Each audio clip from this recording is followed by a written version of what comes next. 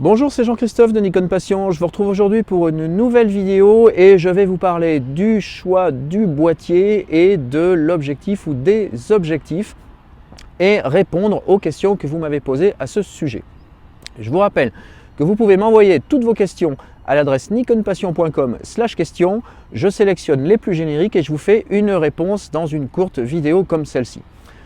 Alors aujourd'hui, je vais répondre à une question qui m'est parvenue assez régulièrement ces dernières semaines. Je vais essayer d'y répondre parce qu'en fait j'ai un rhume et je tousse régulièrement. Donc voilà, je vais essayer de faire en sorte que ça se passe bien quand même dans ces quelques minutes. Vous avez été assez nombreux à me demander, à me poser la question de dire est-ce que je dois changer de boîtier ou est-ce que je dois changer d'objectif? Alors figurez-vous que la réponse à la question, eh bien j'en sais fichtre rien parce que tout simplement je ne connais pas vos besoins et je ne connais pas votre pratique. Alors néanmoins, j'ai préparé quelques critères qui peuvent vous aider à répondre à cette question-là. Et en particulier, je voudrais vous inciter à vous poser les bonnes questions sur votre pratique. Alors plutôt que de commencer à regarder les modèles de boîtiers, d'objectifs, les tarifs, les fournisseurs et autres, regardez plutôt vos photos. Et dites-vous parmi les photos que vous avez déjà faites, quelles sont celles pour lesquelles vous avez eu un vrai problème technique. Problème technique, ça peut être un problème de montée en ISO quand il y a peu de lumière en intérieur ou le soir et vous voyez du bruit numérique sur vos photos que vous n'arrivez pas à compenser. Ça peut être un angle de champ qui n'est pas suffisant ou qui est trop restreint, au contraire, selon que vous êtes en paysage ou en portrait rapproché ou vous faites de l'animalier ou de la photo d'action avec des gros plans.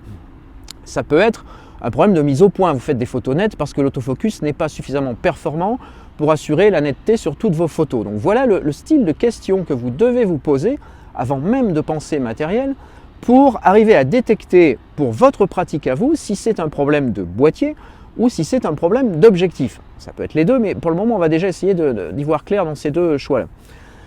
Alors les problèmes de boîtier, typiquement, c'est ce que je vous disais, ça peut être la montée en ISO qui n'est pas suffisante et particulièrement si vous faites du JPEG, si vous ne faites pas de RAW, vous pouvez difficilement débruiter une image en post-traitement. Donc dans ce cas-là, c'est plutôt le boîtier qui va vous limiter. Si c'est la focale parce que vous n'arrivez pas à avoir un angle de champ suffisamment large quand vous faites de la photo en paysage, c'est plutôt l'optique, très probablement. Ou au contraire, vous n'avez pas un angle assez réduit quand vous faites du portrait ou de la photo d'action, de la photo de plan un peu lointain, eh bien là, il va plutôt falloir vous intéresser aux objectifs.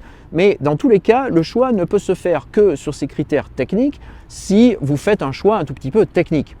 Alors, soyons clairs tout de suite, si vous avez envie de vous payer un nouveau boîtier pour vous faire plaisir parce que c'est votre truc à vous, évacuez tout de suite les critères techniques, il n'y a aucun rapport, c'est de la passion, c'est du plaisir, foncez chez votre vendeur, payez-vous le boîtier qui vous plaît et vous serez content parce que de toute façon les boîtiers récents sont tous très performants.